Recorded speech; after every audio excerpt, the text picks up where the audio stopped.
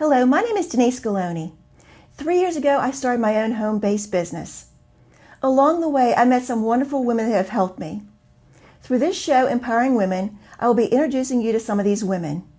On today's episode, we have Saran Fisher, who's going to talk about home, auto, and other types of insurance. Karen Kapline, who's a graphic designer and is going to talk about your brand identity. And Dr. Alona Birkenben, who's going to tell you how to eat healthy and improve your gut. I hope you enjoyed today's episode.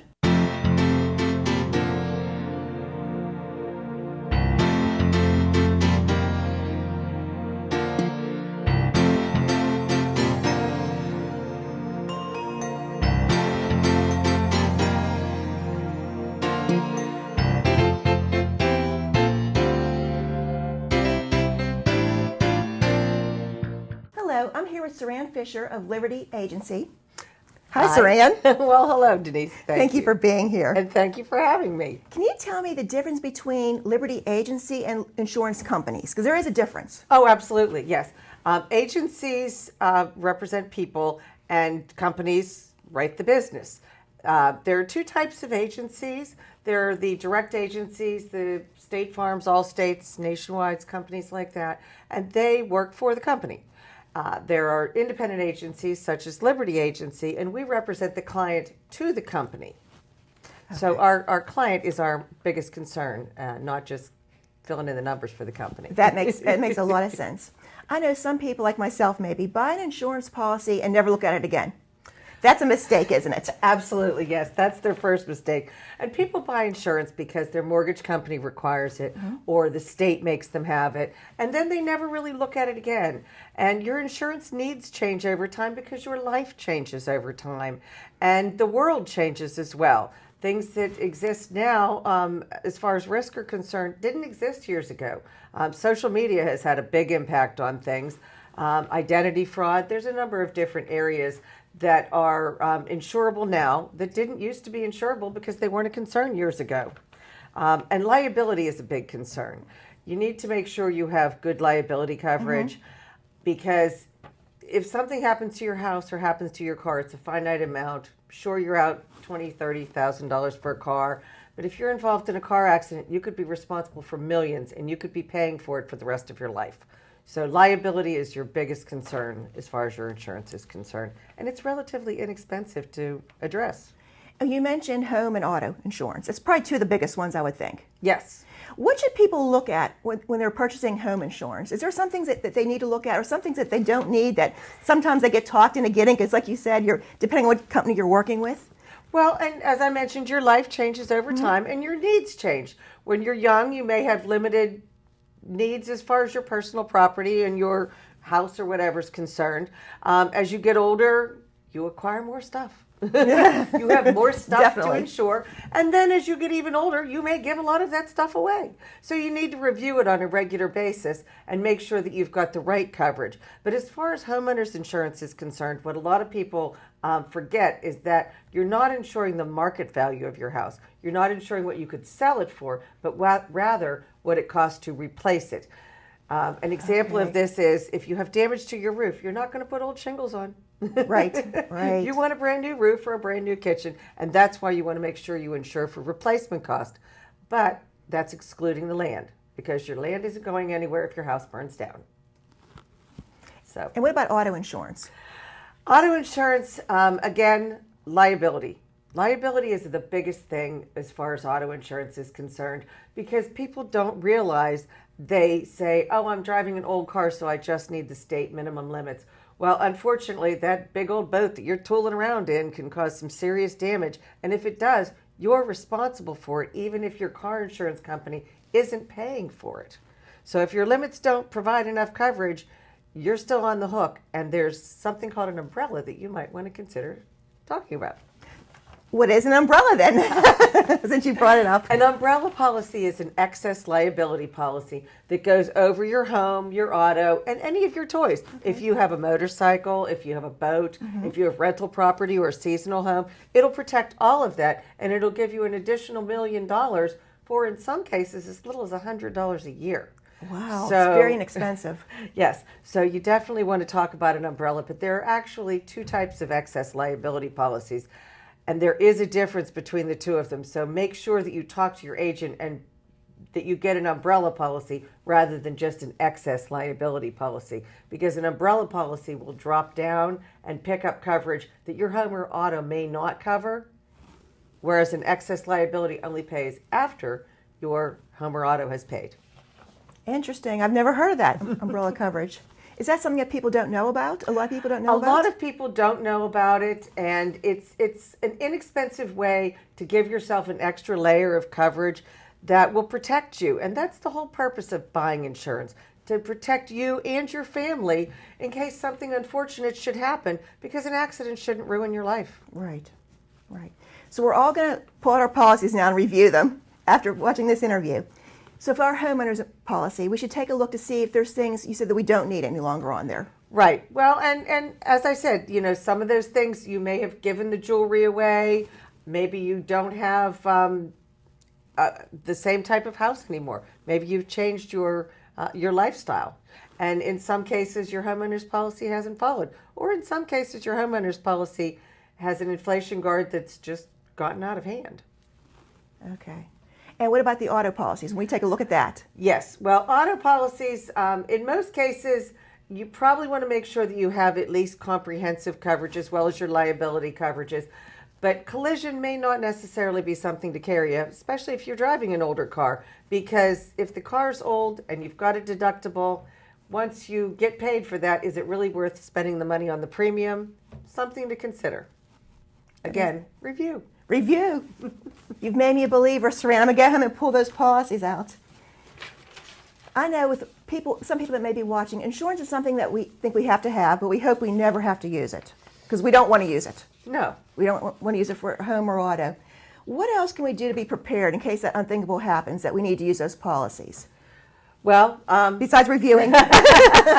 Consider having an umbrella policy and make sure that you have had your coverage updated and that you're carrying replacement cost not only on your home but also on your personal property. And in some cases, homeowners policies can be converted to what they call a takeaway policy, where if something unfortunate happens and your home is completely destroyed, that you could actually take the money and move with it. Because as your life changes, maybe you don't need that big old house anymore and you'd just rather move to a condo in Mount Washington. Mm-hmm. Do you see people making mistakes by getting policies that are less expensive, jumping to company? Yes, and actually they are developing, most companies now have developed loyalty rewards. So if you stay with the company, you can develop, in some cases, decreasing deductibles or deductible waivers or loss-free discounts. In some cases, you also have, losing the word here, accident forgiveness. Okay. Accident forgiveness is a big one, especially if you have younger children, because statistically speaking, the younger you are, the less experience you have, the more likely you are to have an accident.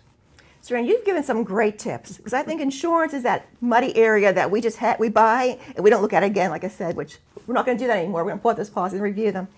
Are there any other tips you want to pass on to the audience that may be watching about insurance that may be confused? No, just talk to your insurance agent and make sure that you've reviewed your coverage and everything is up to date. Because if something unfortunate does happen, you want to have an agent to call, because your agent can manage a claim. In some cases, certain claims you don't want to bother to turn in because they're going to affect your future insurability. Right. In some cases, you just want to manage it to keep it from having an impact on your premium. And in some cases, you just want to make sure that somebody gets things moving along quickly, because when you have an accident or a claim on your home, that's the last time you need aggravation. You don't want to have a problem then. You've already got enough problems. Right. So let somebody else take care of it for you, because that's the purpose of insurance. It's risk transfer. Transfer the risk to somebody else. That's perfect. Thank you so much, Saran, for being here. Well, thank you.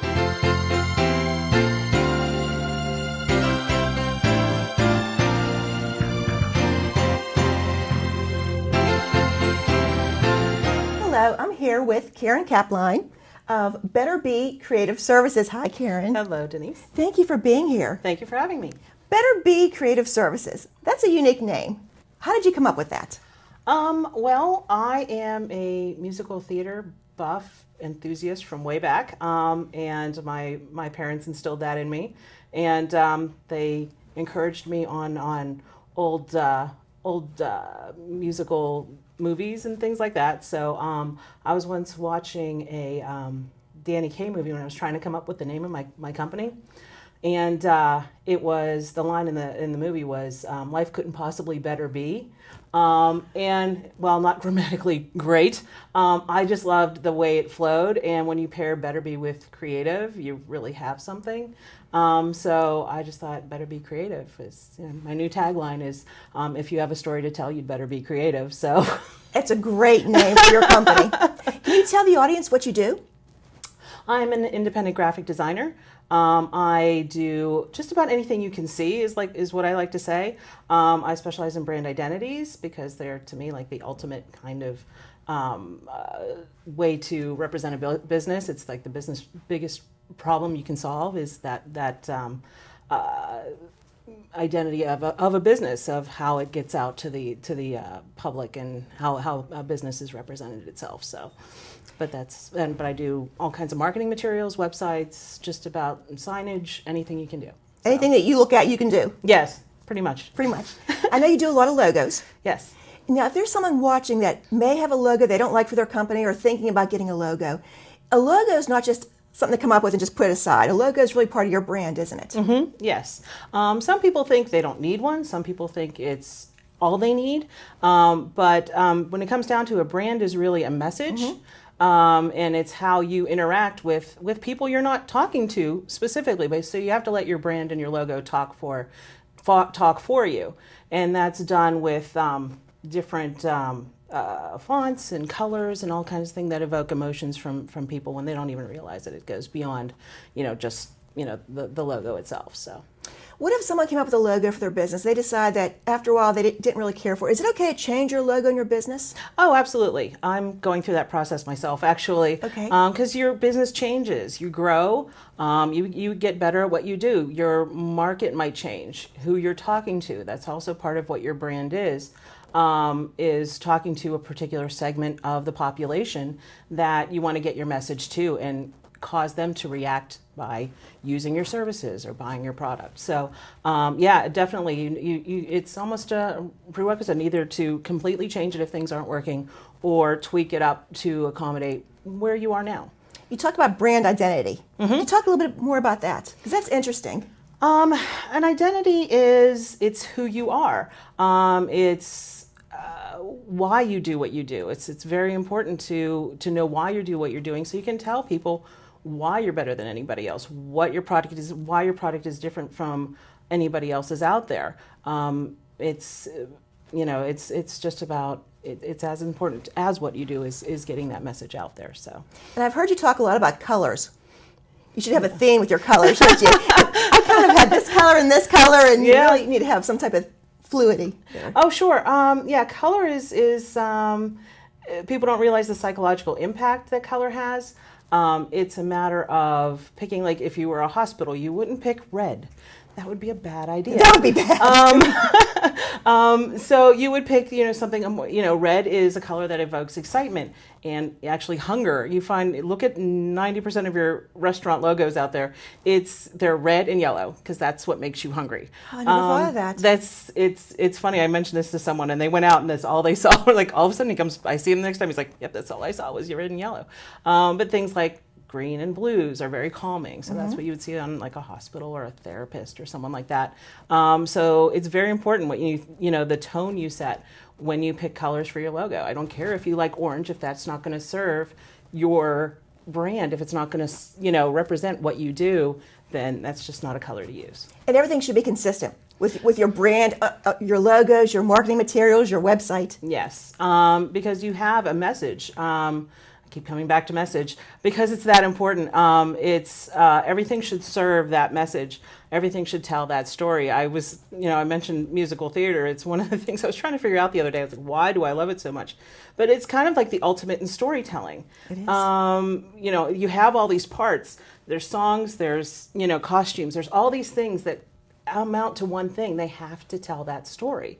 Everything has to serve that. And that's kind of how a brand works.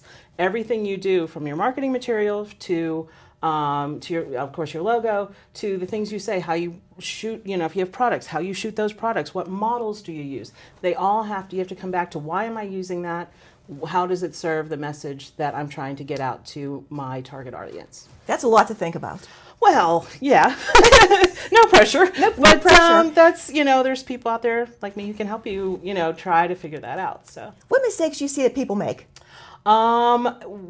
With logos in particular, Logos or in their brand. and the brand, well, not being consistent. But I make a joke, if you see a bad logo, think of me. So it's counterintuitive, but yeah, I want to help. But the bad ones out there are ones that use maybe too many colors, use too many images, too many colors, too many words. It confuses the people looking at it.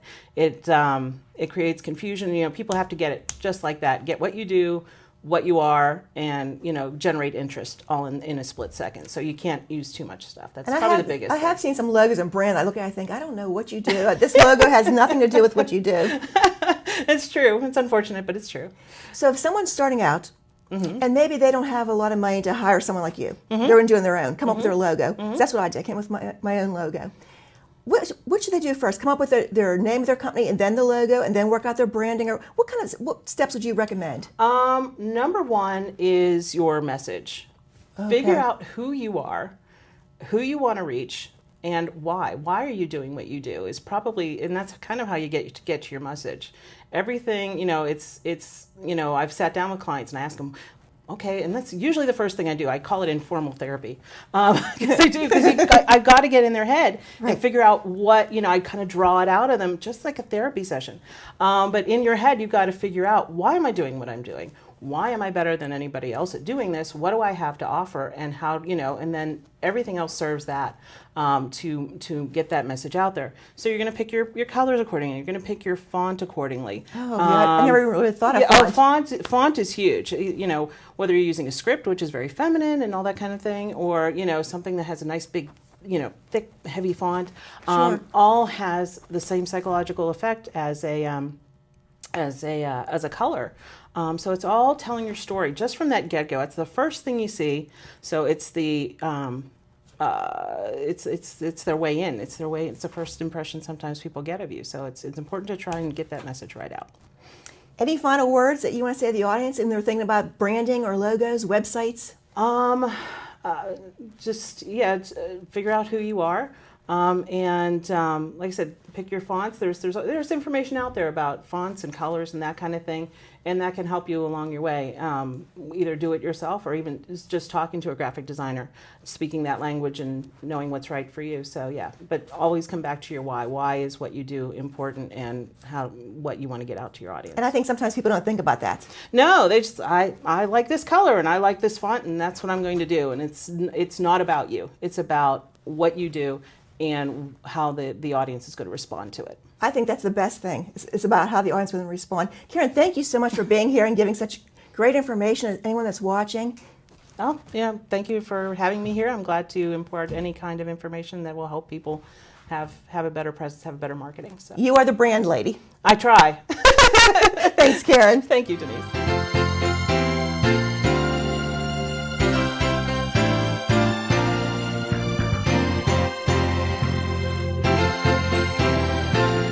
I'm here with Dr. Ilona Berkebin.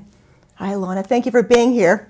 Hello, Denise. It's my pleasure to be here. Thank you for the opportunity. I feel like I should call you Dr. Berkebin, but I've known you for so many years. Ilona, please. Ilona, please.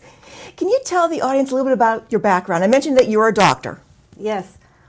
Where to start? I have a lot to tell. So I have combined about 25 plus years of experience practicing medicine and now as health and wellness coach. So I used to work in my former country as primary care provider, then moved into dermatology. Then what happened? I burned out. Okay. I so heavily burned out, and with the Western medicine approach, I got so frustrated. Okay, so just basically the Band-Aid approach, prescribing medications, suppressing symptoms. And it was something in me always, it must be something more to this. And I decided to retire. Then I discovered the coaching world and the functional medicine world, and I'm just absolutely hooked. I love what I do, and I'm seeing a totally different approach with different results. Basically, now what I do with my client, we approach the root cause of the disease, of the symptoms, and address that rather than prescribing medication and suppressing the symptoms. So I'm in a wonderful place now. You found your calling, definitely. Yes. And what is the name of your company now? Long story. I couldn't come up with a catchy name. Everyone said you have to come up with a catchy name, so I couldn't. So I used my abbreviations of my first, middle, and last name, so IHB Consulting. I like it. Maybe one day it will hit me, some catchy name, but for now it's IHB Consulting. It works, right? Yes. It works. Can you tell the audience what you focus on? I know you focus on specific things when you're doing your consulting and the wellness. Yes. My specialty is gut health because everything begins in the gut. It is so huge that we still are not aware of the impact of the strong core, strong gut health. So when people come to me, I start with assessing the gut, the digestive health, and tailor plans accordingly. Because leaky gut, probably you heard it, everyone is talking about, or intestinal permeability, many times is a basis of autoimmune diseases, Okay. chronic degenerative, because it starts a cascade of inflammation and all the bad things that are happening. So once we repair, seal, and heal the gut, what I like to say, and repopulate the microbiome, the good bacteria, because I have so much to tell, but I will be short. Good bacteria, if we take a good care of them, that means we feed with good food, they will work for us. So that is my passion, to educate people to understand that, yes, we are empowered to make choices. And regardless of your situation, you can turn around. Sometimes it takes longer, start with the baby steps, but you have to be in the power to make good choices. Yes. Food, diet, lifestyle, stress management, sleep, and everything else. And that's hard sometimes to fit all that in. It is, yes. It took me quite a time to realize, to get to the realization and create a lifestyle that support my core beliefs. It takes some time because we live, let's face it, we live in a fast-paced life. We are bombarded with stress all the time, but we have to learn how to distress, how to manage better the modern lifestyle. Ilona, you talked about nutrition and stress, and we do lead busy lives. What would you say to the woman out there watching that has kids that play soccer and dance, and they pick up and they run here and they run there, and the only thing they can do is drive through McDonald's or some fast food place because they're going from here to there? What advice would you give them to try to eat clean and eat healthy? Because that's really difficult, I would imagine. It has to be a number one priority. Health of women or everyone and family has to be number one priority. Yes. So learn to cook, use batch cooking, Okay. slow cookers, freeze, and start with the planning. So it is challenging, but it has to be number one priority. Because when you cook at home, first you save money, you know exactly what is in your meal, Right. and the beauty of that, you create a wonderful connection with your family members. You prepare together, you sit down at the table, have a nice conversation, rather than stopping by the pickup window of McDonald's or any other fast food. Right. So baby steps, it's so easy. It looks complicated, but it's not. And if you have a daughter, teach them to cook. Because many times when I work with clients and I recommend home cooked meals, they will say, my mother never taught me to cook. So it's easy. You can find recipes online. Even just visit my website and Facebook page. I post daily. You put a lot of wonderful recipes on there. Yes, because that I want to teach everyone to do home cooking. Are there certain things people should stay away from if they want to try to get healthy and become healthy? Yes, everything that comes in the box. In the box. Yes, so processed food. Oh, yeah. Because, let me put it this way, the food in the box is not even a food. It's a chemical laden something. So when we eat that food, first of all, we damage our digestive lining or microbiome with the chemicals. And we don't ingest any value. There's no value. It's no enzymes, no vitamins, no minerals, just additives. And it is very addictive. Yes. So that is so important, eating fresh, eating a lot of live food, meaning fruits, vegetables, organic, if possible. If not, I'll teach my clients how to compromise, because let's face it, organic can be expensive. And it's a huge family, I understand that. Right. But there's a halfway in between how to compromise, and it's doable. I think that's a key point, compromise. Yes. Because sometimes our families, money is tight. Yes, I understand, absolutely. So it seems like the bad food is just so much cheaper than the good food. Unfortunately, yes. But compromise. So maybe have something that isn't quite right, but then have a good salad with it or Yes. something. Balance it out. There's a great resource online, the Environmental Working Group, and they have the Dirty Dozen and Clean 15. So when can we go not really organic? Or I teach again, do apple cider vinegar wash. So if you cannot buy vegetables that are organic, soak in a apple cider vinegar solution, and it will remove most of the pesticide and herbicide. For example, one of the compromises, right? Okay. Or if you cannot buy organic meat, find a local farmer who is not necessarily organic declared, but free range, pasture raised. Again, compromise. Or if nothing else, when some companies are coming out with natural, no hormone, nor any additive, no antibiotics added, again, better than the regular. Right. So there's always way, just we have to want to change, and number one priority is our health. Health is our biggest wealth. So we have to be dedicated to create a better health for ourselves and our families. I want to thank you so much for being here. That's the perfect way to end this interview. And hopefully you'll come back and give the audience more tips. I know you have so much more to share.